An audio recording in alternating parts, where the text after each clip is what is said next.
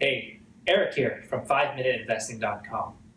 And today we want to talk about EMAs and how we can use them as support and resistance, and how it is some of the best support and resistance zone you will ever see.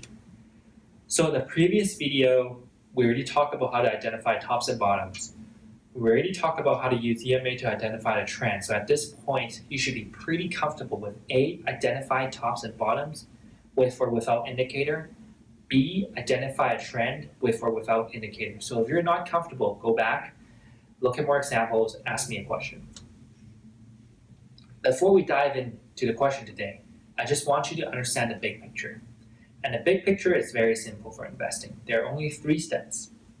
Find a great company, buy it at a discount, and multiply your profit using stock options.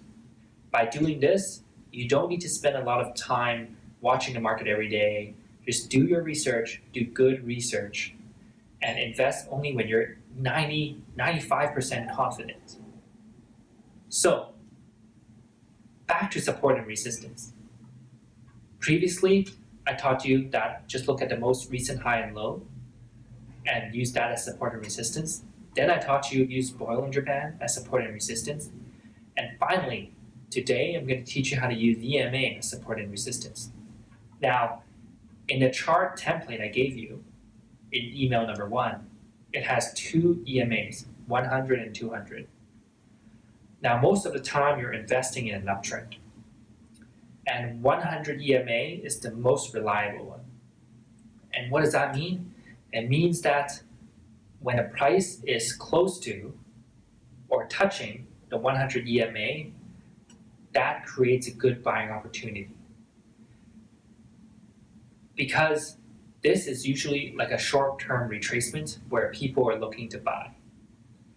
But if it touches the 200 EMA, which is the longer-term one, then you should be careful. Because there is a possibility that the trend is actually changing from up to down or down to up. So when you're investing and a price is touching 200 EMA, you want to be careful instead of greedy.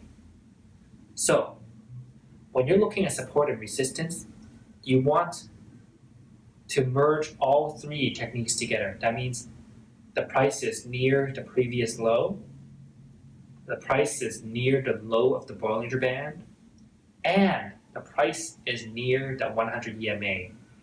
Now, when you put all these 3 together, it becomes really powerful. And often, you can invest right where the CEO and CFO and the directors invest as well. So it's really profitable and it's really fun. And the best thing is that once you're comfortable with these techniques, you can spot it just like that. Now, you got to remember though, when I'm explaining support and resistance, it's not one point in time. It's kind of like an area. Think of it like a cloud, like a mush, like a shade. So the entry point is between 100 and 200 EMA, but not touching 200 EMA. So it's kind of in that area is the most ideal. But sometimes if the trend is really strong, price wouldn't really dip below 100 EMA. So as long as you buy relatively close to 100 EMA in the Bollinger Band and the previous low, you should be pretty happy that the investment will continue to go up. And at this point, you would go and check other indicators, fundamental analysis, news, insider activity, to see if this downtrend or this short-term dip will be resolved. And that's one of the most important things you'll ever do. And that's it. Super simple.